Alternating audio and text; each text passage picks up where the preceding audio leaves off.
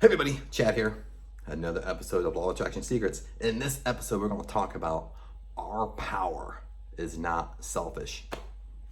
Our power is not selfish, my friends. So if you like this video, subscribe below, like it, share it, and let's get rocking and rolling. So what do I mean by our power is not selfish? I'm like boom, boom, boom. Okay. Now, with the law of attraction, what we have to understand, okay, and I talk about this almost in every video of some sorts. The power is within you. The power is within me. God is within me. Heaven is within me. The Spirit is within me. The universal laws, universal energy is within me. Whatever you want to call it, whatever your spiritual background, the power is already in us.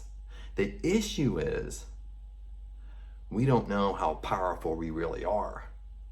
Because from little on up, what happens? We're taught to live by our senses. We're taught to live by our five senses. We're taught to live by see, hear, smell, taste, touch. We're not taught to live by our higher faculties of intuition, listening to guidance, listening to our gut feeling. Okay, we're not taught to live by our imagination, believing in the unseen and believing it into the seen, believing in an unreality and believing it into reality. Makes sense? We look at that, oh, that's what a 2-year-old, 3-year-old, 5-year-old does, okay? Then all of a sudden, it's, our parents teach us that, oh, you need to grow up. You're not 5 years old no more. Or we go to school, kindergarten, first grade, and our teachers teach us this. Makes sense? We don't know how powerful we really are. That's one of the issues, okay? Within the law of attraction. Okay, how this comes into the law of attraction, remember, you focus your attention on your one thing that you want, not many things, okay? Your next step is to totally believe and trust that it's going to come true. Make sense? The power is within you. We just don't believe that we have the power to manifest what we want, okay? We've always been told in almost any spiritual religion, spiritual text, we can be, do, and have anything we want. Period. Okay, we set our mind to something, we can achieve it. Period. Okay, but you have to totally believe it. Now, I'm kind of getting sidetracked a little bit, that our power is not selfish, but so I wanted to kind of go into that and kind of explain, our power is within us. Okay, but what I mean is our power is not selfish is when we usually talk about law of attraction, how law of attraction is marketed today, the last decade or so, it's always been focused on us. It's always been focused on the level of success and money because that's what draws people in with marketing. Makes sense? When you focus it on success and career, having a house, a car, and money, that's what draws people in to buy your stuff, buy your seminars, buy your books, and so forth and so forth. Makes sense? But see, that's selfish. Now, it comes true. We can manifest things into our life because that's the power that we have. Okay, but what I mean, our power is not selfish. We can help other people with our power. Makes sense? Look at it this way.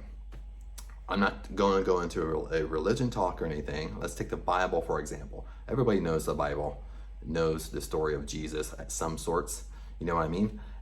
But what did he do? He didn't keep selfish power. He didn't walk around and have everything he wanted. Okay, what did he do? He helped other people with the power that he had. Makes sense? We can do the same thing. Even when you look into the Bible, that's where the law of attraction comes from. It comes from the flipping Bible, okay? Jesus always stated somewhere in the Bible, I don't know what verse it is, but we can do exactly what he can do, and we can do it more. That's stated in the Bible, okay? We can do exactly what he can do, and we can do it more. That's the power we have. The power is inside us. Makes sense? So when we have selfish power, what we have to understand, even when I listen to Neville Goddard all the time, lately that's been who I've been listening to. I kind of got float between different people.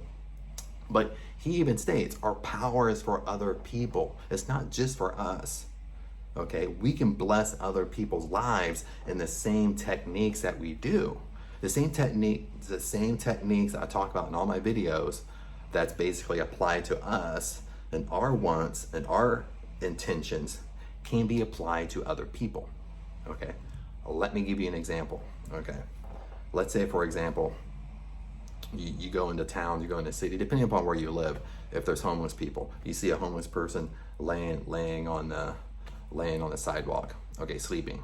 Okay, what most of us do is we walk by, we pity them, we look at them in their current state, we look at them as they're homeless, they're a bum, so forth and so forth. We always look at things in their current state, because why? Why do we look at things in their current state? Because like I said, when we grow up, we live by our five senses. We live by see, hear, smell, taste, touch. If I can see it, well, it must be true. So we focus on their current state, which is poverty. They're a bum. They're broke. They're living on the street. Okay, that's how we see them. Now, it sounds rough. You might disagree with me, but deep down, that's how you see them. Okay, using the power for good with another person, when I see that, I immediately envision them being successful. I immediately envision them having a high-paying job. I immediately envision them living in a house. Does that make sense? That's how we can bless other people. That's what we have to understand, is that when we put our attention out there, let's say we're focusing on us, on what our wants are, we put that intention out there, we know if we focus on it, we imagine it till the end, it's gonna manifest. We don't know when, but it's gonna manifest. It's gonna come into our life. The same thing for other people. If I focus and I imagine and I see somebody, and this is an example, being successful, having a high-paying job. Make sense? I'm seeing them at the end, okay? That power influences them. We might not believe that, but that power influences them, okay? That's the same thing Jesus would do when he healed people, cast out demons. Make sense? It's the same principle. The same power that we have, we can bless other people. We just don't know, we just don't know that we can do that. But we have to see them in their, we can't look at them in their current state. We have to look at them at the end. Just like we do in our imagination.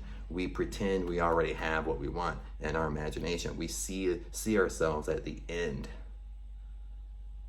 Same way with them, you see themselves at the end. Okay? So our power is not selfish. Our power is for other people as well. But see, what happens is when we're living by our senses, it's so, I was talking to someone maybe the last 4 days about this, and sometimes it's really hard for her to get it. Because it's easy for people, and I was actually reading, I read it a lot, it's The Science of Getting Rich by Wallace Wattles, and he talks about this in one of his chapters. It's easy for people, if you're in poverty, it's easy for you to think about poverty. It's easy for you to look around, all you see is poverty. Everybody can do that. It's about mind control, thought control. It's harder when you're surrounded with poverty and you're sitting there and you're thinking of riches. See what I'm doing? It's the same thing with law of attraction, okay? When you focus your attention, okay? It's easy to sit there and think, I don't see anything happening. Where is it? It's easy to start going into trying to control the how, trying to force it to come in, rather than just let it be and fully trust and let it go and know God's way is better than your way. It's the same principle. You read these books, but it's the same principles explained different ways. But once you really get into this, it's really the same thing, even with Wallace Wattles. Even Napoleon Hill, Think and Grow Rich, and he states in the first chapter, second chapter, it's pretty much in the beginning somewhere, that the hardest thing we can do is control our thoughts. Once we can control our thoughts, we're not going to control them perfectly, but once we can control our thoughts, that's when things will change. Hopefully that made sense. But I wanted to share this with you because our power is not selfish. Okay, and I'm gonna give you many examples. Maybe you have a family member that's addicted to drugs, but what do you do? I just know sometimes, maybe in my family or friends or hearing friends, that you sit around a table and you're talking negative about them. You're talking about, they're never gonna quit. They've been doing it too long. It's their choice. We can't do anything about it. You almost pretty much have a negative conversation around that person. Having that negative conversation around that person, even though that person isn't there, is poisoning their life, because we have power. And especially if we're in a group of people talking negative, it makes it even worse. You're even bringing more negativity in that person's life. No, imagine what it would be is you're with a group of people and all of you just blessed them. All of you just sat there for a couple minutes and saw them sober, saw them clean, saw them at the end of having a successful job, house, they're clean, they're sober, they don't struggle with addiction anymore. What would that do for that person? What would that do for that person's life if we switched our thought process? Probably do some significant, probably be super significant in that person's life. Because remember, even Neville Goddard says this, and some of his stuff is, goes deep, but what he states is that once we realize that we have this great power within inside us, once we realize this, and once we realize we can use it for our good, because remember, this power we have can be used for good and evil. Once we totally realize we can use this power for good, he said most people walk around life knowing they don't have the power. They just float around. But we can influence their life. Make sense? We can influence, if it's something we want, let go and let God. God controls the how. God will influence the people around you to get what you want. The same thing when you're using a power for another person, you're blessing another person. The same thing will happen for that person.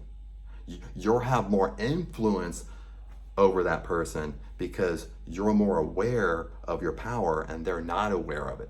I think that's more what I want to say, is when people are not aware of the power they have, you have more influence over them than they have influence over you. Okay, that's what we have to remember. We have more influence over them than they have over you because we're more aware of our power and they're not aware of it. They might not be aware of it, or they might not believe it, or whatever. Okay, if they're not aware of it, we're going to have more influence over them. They're not going to have as much influence over us in the spiritual realm. Okay, but anyway, the video is kind of going up here, so I didn't want to make a long video, but I just wanted to share that our power is for other people. Our power isn't just selfish. Our power isn't just for us. Okay, it's blessing other people, blessing other people's lives. And it's not just walking around saying a fast affirmation, oh, I bless this person. It's literally seeing and imagining that person as an end result, where that person wants to be. The same techniques we would use for ourselves. Make sense? But other than that, my friends, I'll see you in the next video.